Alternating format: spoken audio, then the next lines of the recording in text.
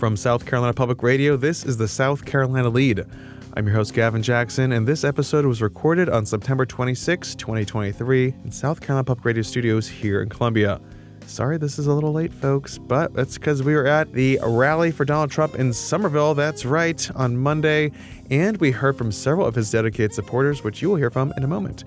We also look at new early voting data that has those in Haley World breaking out in song. I can't verify that, but I have to assume, as the former governor is having a moment. She loves music. And Scott Morgan has a piece for us on the end of a COVID-era funding mechanism for childcare. And the lead loves hearing from everyone. We have a lot of folks in the hopper right now. That doesn't mean you can't call. Keep calling 803-563-7169. We love hearing from you guys. Give us some hot takes. Give us some ideas, what you want to hear about. Good, bad, and different. We love hearing from you guys. Taylor Swift, Brian Kelsey, Travis Kelsey. A lot of stuff to talk about that we don't care really about, but unless you do, in which case let us know. 803-563-7169.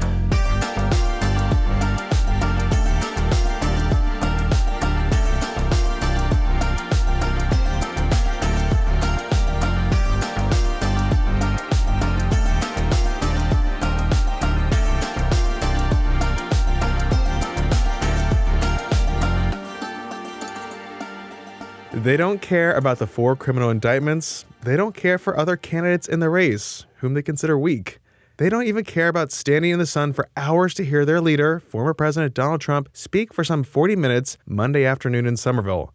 These are Trump voters who make up the unyielding 40 to 50% he has in every South Carolina and early state poll, including more recently a National Public Affairs poll that has the former president at 46% here in South Carolina. Both a Fox Business and Washington Post Monmouth poll of South Carolina primary voters has Trump at 46%. In Iowa, his numbers average 48%, and New Hampshire, 44%. And his people, they love it. He's the man. What else to say? He's the man. We absolutely love him, and we're not going to back down from supporting him. He's just actually getting stronger and stronger. He's just warming up. They just don't have the same energy that Trump does. They don't invoke that leader kind of sense. When I see them, I think, hey, they make great politicians, but not leaders. I think it's going to make him stronger. The people love Trump, and they wanted to say here they thought they were only going to have 300 to 500 people. Look at the turnout. It's crazy. That was just a smattering of the folks that attended the rally on Monday. Trump draws a crowd like no one else in the field, and folks in that crowd are all in on the guy. In that mashup clip a moment ago, you heard Kyle Clifford talking about leadership, and that's a theme I heard from a lot of folks. But here's Kyle again talking about when he first came around to supporting Trump. Well, I would say at the very beginning, when Trump first raced, I was the first one in my family to say, hey, that's kind of the guy you want to support. And sure, there was a couple others that were pretty good, and it's just they didn't give me the sense of hey, that's a leader. Than Trump did, because most of the time during debates and other things, he would dominate them, and maybe he would say things or do things that maybe some people find a little distasteful. But I think that's kind of still important in a leader. I don't want a nice guy as my leader. I want someone who will take charge of things regardless. And that's what I think a lot of people miss, is they want someone who will just give them things and, it's all about them, but you want to see it as a country. What does Trump want the U.S. to become? Even if maybe his plans or things he does might be aggressive early on, I see his future, and he keeps talking about, things that he wants the U.S. to become. I spoke with Glenn McCracken of Summerville after I got some video of his brother's shirt, which featured Trump's mugshot and the words, "Never Surrender." The back of Glenn's shirt read, "Not vaccinated, fully protected," and there was an image of an AR-15 and an American flag. Glenn spoke to me about how he came to support Trump. 2016, what got me, I liked the setting points that he had. You hear all these other politicians, but I had a gut feeling when he kept speaking, he was going to actually deliver what he did, and he finally did.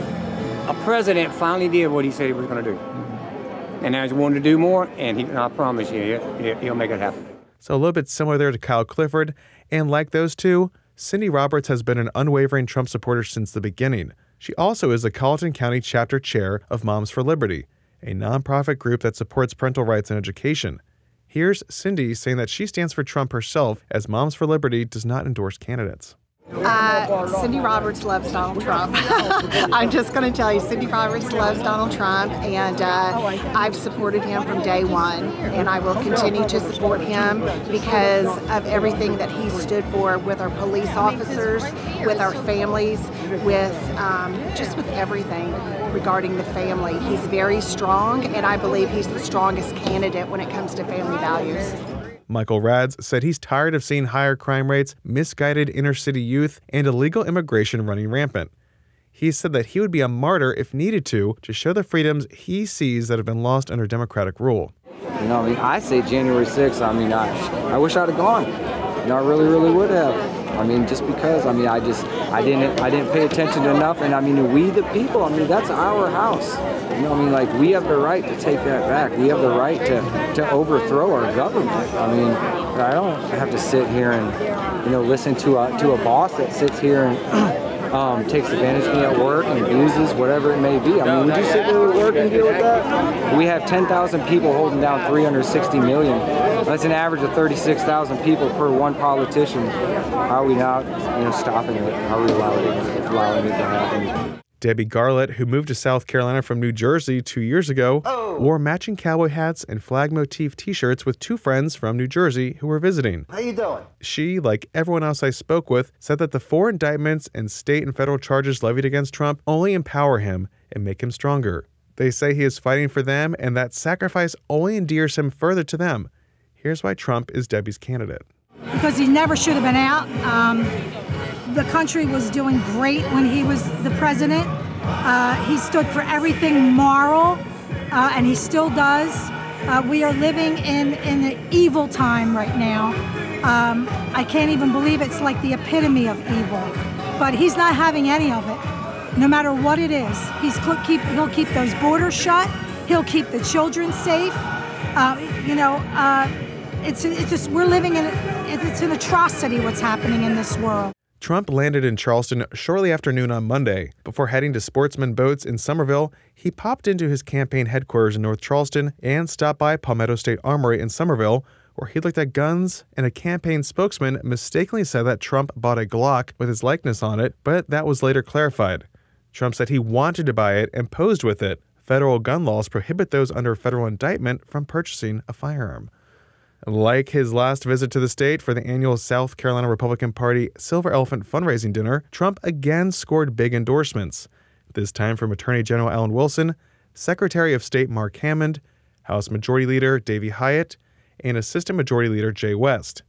Summerville Republican Representative Robbie Robbins also endorsed. Following a tour at Sportsman Boats in Summerville, he spoke for about 40 minutes before a crowd of some 2,000 people. That's my math. Those are my eyes, folks. I think it's 2,000, at least 2,000. Not bad for a Monday afternoon. Here's Trump talking about whether President Joe Biden will make it to the election and what any other potential Democratic candidates would mean for Trump. And maybe he makes it to the gate. I don't know if he makes it to the gate. I don't think it even matters anymore because they have been so destructive to our country, what they've done as a party, that I don't even think it matters. Who are they going to put in? A guy from California that's destroyed that state? They're going to put in Kamala.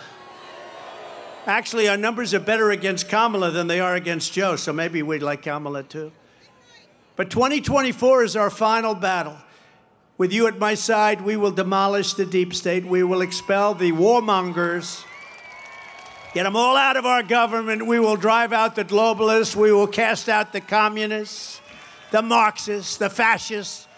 And we will throw off the sick political class that hates our country. We will rout the fake news media. Those people right there, they're fake, so many of them. Yes, you heard him again use that same language like we heard at his rally in Pickens and elsewhere. Beating up on the news media isn't new for Trump, but the language has become a little bit more worrisome and borderline what tyrants and authoritarian leaders use. For example, in part of a Truth Social post recently, he said, quote, When I win the presidency of the United States, they and others of the lamestream media will be thoroughly scrutinized for their knowingly dishonest and corrupt coverage of people, things, and events. The fake news media should pay a big price for what they have done to our once great country, quote. Unclear what a lot of that means. But at one point in his speech, Trump mentioned his support for politicians, but then called out other politicians for cheating and being part of the swamp, something his supporters praise him for discussing and calling out, even though it's very much a two-way street. And we're beating everybody by a lot. I mean, it's just been an incredible thing. And I just want to thank a lot of the people sitting up front. Some of them are such good politicians that have helped me that they're way in the back. They're not sitting up front. They don't want to be up front, Russell. They want to be in the back. I don't know. I think they're pretty good politicians, too. But I just want to thank everybody here and everybody all over because you've been incredible. Because it's important that we win. You know, the way you really win, they cheat like hell. That's all they're good at is cheating in elections. That's the only thing they do well. They cheat like hell. And the way you win is you got to swamp them. There's a point at which the cheating doesn't work, and we're going to have to swamp them. They rigged the presidential election of 2020, and we're not going to allow them to rig the presidential election of 2024. Not going to allow it, or we're not going to have a country. There was no rigged 2020 election. Just to clarify, there's no evidence of voter fraud in the safe, free, and fair elections of 2020. In fact, Trump and others have been indicted for tampering with the election in Georgia and moving to throw out the results on January 6th. But Trump has come under fire recently for other misstatements, including saying he beat President Barack Obama in the 2016 race when he beat Hillary Clinton, and that President Joe Biden will lead us into World War II, which ended on September 2nd, 1945. On Monday, Trump said former Florida Governor Jeb Bush, who he faced in the 2016 primary, was the reason the U.S. invaded Iraq and Afghanistan. That would have been his brother, George W. Bush. Here's Trump. You know, the beauty was when I came here, everyone thought Bush was going to win. And then they took a poll and they found out Trump was up by about 50 points. Everyone said, what's going on right here? They thought Bush, because Bush supposedly was a military person. Great. You know what? He was a military. He got us into the Middle East. How did that work out, right? But they all thought that Bush might win. Jeb. Remember Jeb? He used the word Jeb. He didn't use the word Bush. I said, you mean he's ashamed of the last name? And then they immediately started using the name Bush. Never forget it. But we came here and everyone thought, remember he brought his mother here, his wonderful mother. She was 94 years old and it was pouring. And they're wheeling her around and it's raining and horrible. I said, who would do that to your mother at 94 years old? How desperate are you to win? But we beat him by like 40 points. And just to clarify again, Trump beat Bush by 25 points in the 2016 South Carolina primary. In fact, Trump even tried to take credit for creating the first in the South primary, which if you've listened to our SC 2024 episodes, you know that wasn't the case. You were the first in the South primary. Do you ever hear that term, first in the South? Do you know that, Russell? Is that a big deal, I guess, right? I kept you there, so you should be a big deal. I think I'll take credit. It's a big deal. But it is a big deal. You're highly respected as a state. Get everyone you know. Make sure they're registered to vote and get them out on Saturday, February 24th. It's a big time. Now, you may remember in our August 8th episode recapping Trump's speech before some 1,000 folks at the Silver Elephant fundraiser, where he mentioned his hatred for offshore wind turbines and his theory that they're affecting whales that have washed up on beaches. Well, on Monday, Trump addressed a different whale issue, speed limits. Here's some background. The National Oceanic and Atmospheric Administration currently states that all vessels 65 feet or longer must travel at 10 knots or less in certain locations called seasonal management areas. This is along the U.S. East Coast at certain times of the year to reduce the threat of vessel collisions with endangered North Atlantic right whales. The entire coast of South Carolina is a seasonal management area from November 1st through April 30th. This is all from NOAA, by the way. Now, after a public comment period, NOAA proposed extending the speed limit down to 35 footers and above. The Republican-controlled House Appropriation Committee moved to block NOAA's speed limit rules from getting into effect until more monitoring technology was available. So I say all that to say, here's what Trump had to say about the whales. The windmills are driving them crazy. They're driving the whales, I think, a little batty. And they're washing up on shore at levels never seen before, and they want to stop your boats 1 in 50 years. Can you imagine that? The Biden speed limit will demolish the charter fishing business, crush boat manufacturers, and desecrate your cherished low country traditions. It's going to desecrate those traditions. That's why today I'm announcing that when I'm reelected, on day one, I will cancel Biden's ridiculous speed limit regulation. Day one, first day. We will take care of the whales, but we will also take care of the workers, the boaters, the fishermen of South Carolina. We'll take good care of them, all of them, including the whale. For that reason, I will also rescind and revise Biden's absurd restrictions on recreational fishing, including red snapper and bottom fishing. You know what I'm talking about, right? You know what that means, Henry? I don't know. Are you a fisherman, Henry? He knows what it means. Now, Trump will not be attending the debate on Wednesday at President Ronald Reagan's library in California. But let's look at the current field and some recent polling out last week that has those in Haleyland smiling bigly heading into this second debate. Now, I mentioned that National Public Affairs poll of likely South Carolina Republican voters at the top, which found Haley has surged to second place at 21%, well out of the 3.3% margin of error and out of reach of Florida Governor Ron DeSantis at 13%. Earlier polling this month by Fox Business and Washington Post Monmouth University poll have former Governor Haley polling at 18% in South Carolina. That's the first time she's hit that mark since a Winthrop poll in April. But unlike that poll, both of these put her squarely in second place behind former President Donald Trump, who registered again at a solid 46% in both. Now, also in the Fox Business News poll, Florida Governor Ron DeSantis came in at third with 10%, and Senator Tim Scott fourth at 9%. And those two swapped in the Washington Post poll. So a lot of polling data, but now you know who's where. A lot to watch as we watch the debate Wednesday night.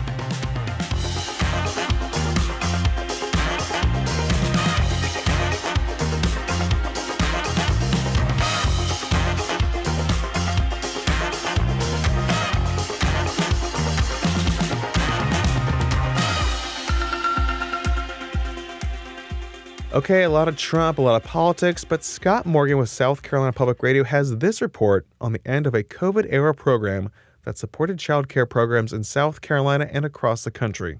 Take a listen. Quarter pounder with cheese and a small fries, please. Quarter pounder with cheese and a small fries. Did you know that the median starting salary to work full-time at McDonald's in this state is just over $22,000 a year? People who work in childcare know that.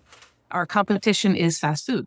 Meredith Burton is the director of the Child Development Center at Furman University. She's also the public policy chair for the South Carolina Association for the Education of Young Children.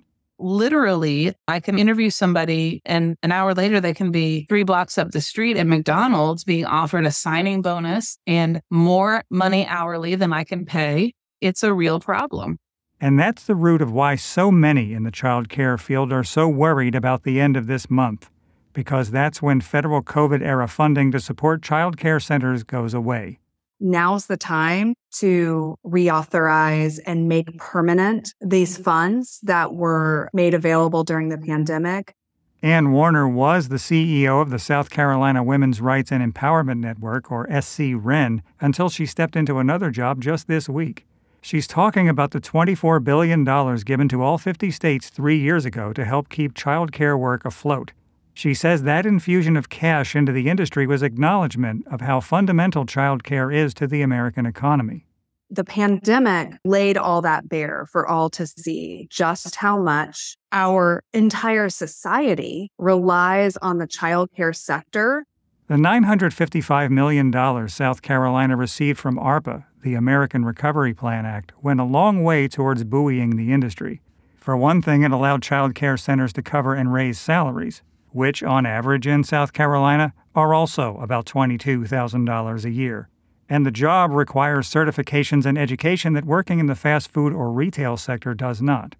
The money also helped child care centers make renovations and upgrades and offer low or no-cost tuition for parents who don't make enough to cover the average $6,000 to $7,000 a year it costs to place a child in proper care facilities.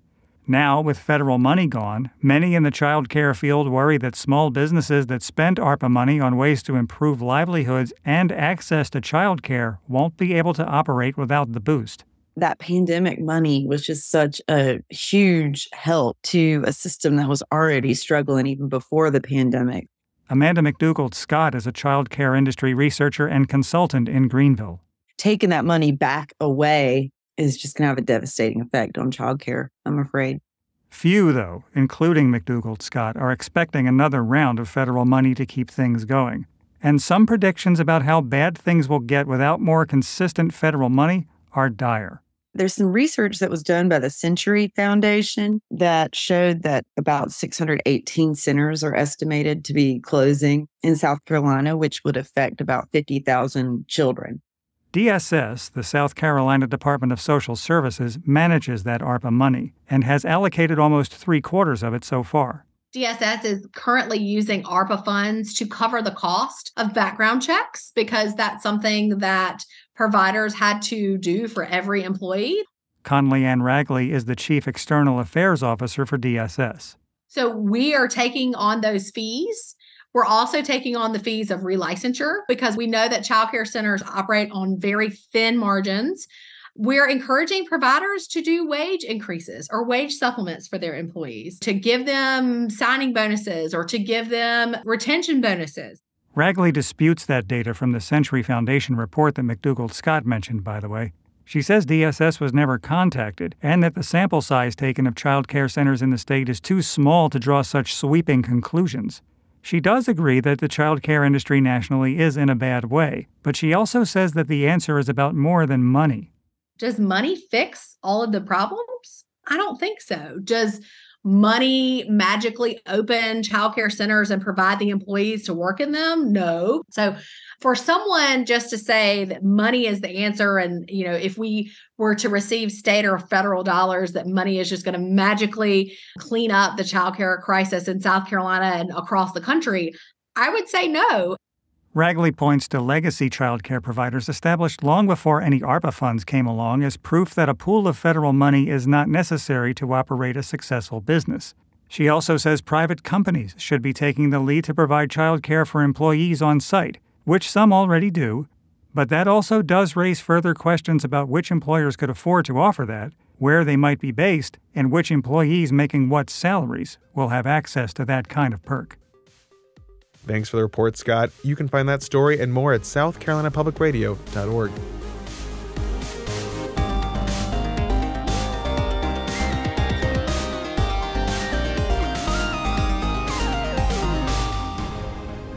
Welcome to the wind down section, our little break from the news. We're glad you're here. This is our chance to talk about all things not news related, maybe some news, give people a break. If you don't like it, stop listening now. But if you do, keep listening. Yes, we're going to give you a break right here. A.T. Shire. I'm A.T. Shire, by the way. So we're going to give you a break right here. If you want to shut it off right now, okay, here's your chance. Break me off a piece of that. SC lead. Okay, here we are, Gavin, and we're only here with people who love us implicitly. So anyway, Gavin, it's so good to take this little break from the news. I'm doing a Jiminy Glick. Anyway, Gavin, we got a call. We got a few calls. That doesn't mean stop. It means keep going. Make me make these decisions on what calls that I'm going to play. Okay. So anyway, Gavin, are you ready? Yeah. We need a train whistle. I got a boat horn. Does boat horn work? Okay. Here we go. There we go. Okay. All right. Here we go. You ready? Yeah. Yes. Please. Hi, this is Lee in Easley. I heard you guys talking about how you're Eastern time zone snobs. Well, I want to tell you, when it comes to enjoying a night at home, if you're going to have your entertainment be broadcast TV, you can't beat the Central Time Zone. You have one less hour of reruns before the prime time starts at 7 o'clock. It's actually not too late to watch the local news at 10. And you can watch The Tonight Show and Saturday Night Live and still be in bed by midnight. Not to mention the political debates. I just thought I'd put my 2 cents in, and you can go on enjoying your Eastern Time Zone. I've put up with it for 34 years, and I'll continue to manage. But I think the Central Time Zone is still better for broadcast TV watching. Thanks.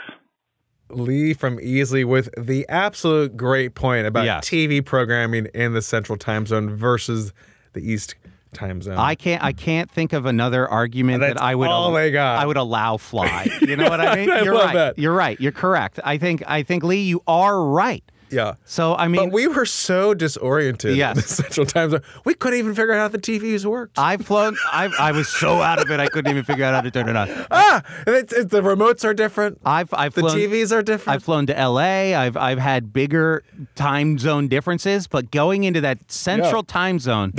That whooped me. Just enough. It's just terrible. But I will... I mean, I've been to Europe. Gavin, he's been to Europe. Asia.